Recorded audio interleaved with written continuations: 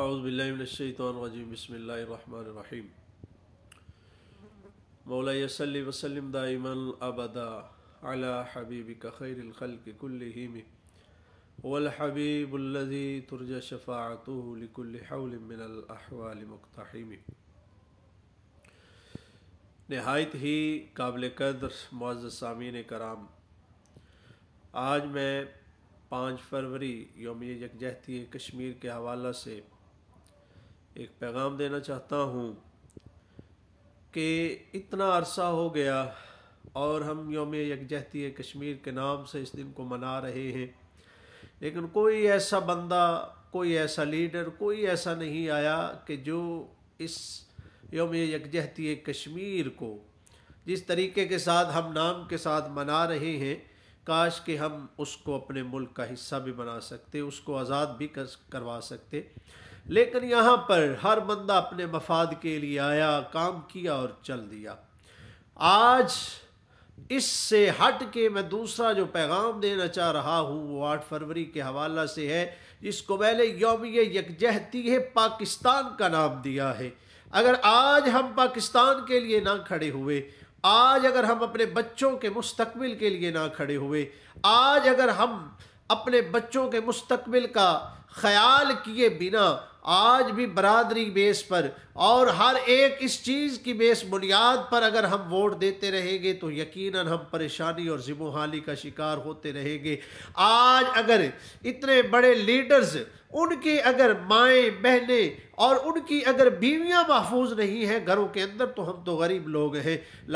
بیچارے لوگ ہیں۔ اور اگر آج ہم چاہتے ہیں کہ ملک پاکستان کی تقدیر کو بدل دیا جائے، ملک پاکستان چونکہ جب تک اللہ کا یہ فیصلہ ہے کہ ان اللہ لا یغیر ما بقوم حتی یغیروا ما بانفسہم، کہ جب تک کوئی قوم اپنی حالت کو تبدیل کرنے کے لیے کوشاں نہیں ہوتی، سٹرگل نہیں کرتی، جد و جہد نہیں کرتی، اللہ بھی ان کے حالات کو نہیں بدلا کرتا، تو پھر ہمیں اپنے حالات کو بدلنے کے لیے، ہمیں اپنے حالات کو ٹھیک کرنے کے لیے ہمیں کوشش کرنا پڑے گی۔ اور کوشش کیسے کی جا سکتی ہے؟ کھالیاں پکی کروا کے نہیں، یا ہمارے محلوں کے اندر وہ سولنگ لگوا کے نہیں، پکیاں بنوا کے دینے سے نہیں، بلکہ جو شعور دے، جو لوگوں کو بتائے کہ ملک کیا ہوتا ہے، جو لوگوں کو پیغام دے کہ جناب محترم اس طریقے کے ساتھ زندگی بسر نہیں کرنی، بلکہ ایاک نعبد و ایاک نستعین کا درس دیتا ہوا نظر آئے، اور اس طریقے کے ساتھ صحیح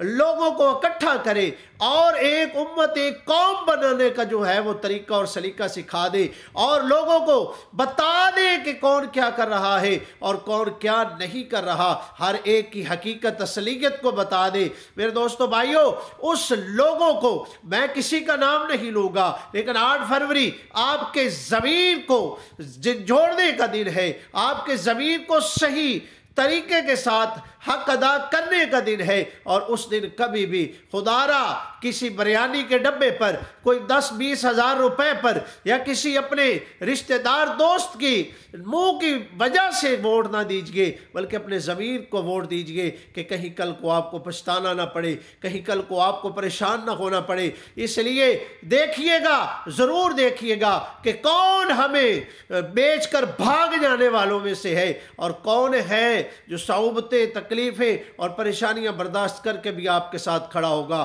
کون ہے جو آپ کو درمیان میں چھوڑ کے بھاگ جائے گا، کون ہے جو آپ کے ساتھ کھڑا رہے گا، نہ ڈرنے والا، نہ بکنے والا، نہ ہی جھکنے والا، نہ ہی کسی قسم کی کمٹمنٹ کرنے والا، نہ ہی یہ چیزیں لے کر باہر ملک بھاگنے والا۔ اس طریقے کے ساتھ اگر کوئی کھڑا ہے، کوئی شخص ایسا کھڑا ہو، تو یقیناً اس دن 8 فروری کو آپ اس کو یاد رکھیے گا۔ میں کسی کا نام نہیں لوں گا، لیکن یہ میں کہنا چاہتا ہوں کہ اب تو جاگ جائیے، اب تو اپنے رشتہ داریوں بیس بنیاد پر چھوڑ دیجئے ووٹوں کو دینا، بلکہ یہ آپ کا حق ہے، اور حق کو حقدار تک پہنچائیے، اور صحیح طریقے کے ساتھ جو آپ کو لگتا ہے کہ یہ ہے، اور جو آپ کو لگتا ہے کہ آپ بالکل واضح طور پر بتا سکے کہ یہ میرا لیڈر ہے،